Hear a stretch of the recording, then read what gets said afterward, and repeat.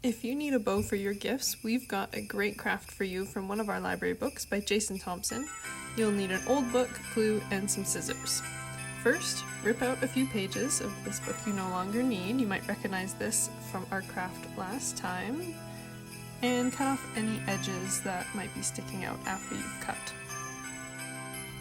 It depends on the size of the bow that you want to make. For this example, I cut out 6 strips that were approximately 7 inches long and 3/4 of an inch wide. It helps to mark along the pages for when you're cutting. And you can either use scissors or a different paper cutting tool.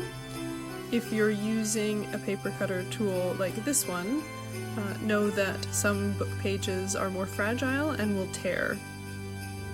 Once you've got all 6 strips ready, the folding begins.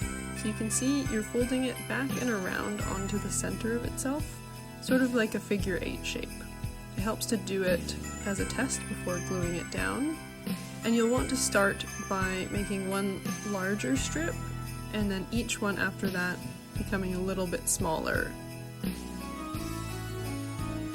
Now you're going to glue each strip together, starting with the one that has the most space in the center.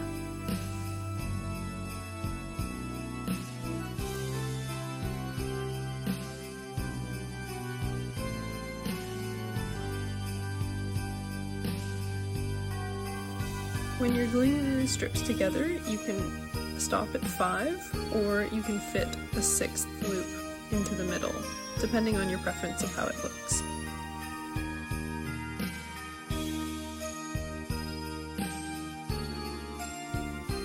And that's it, you're done, and it's ready to attach to your gifts. Thanks for joining us.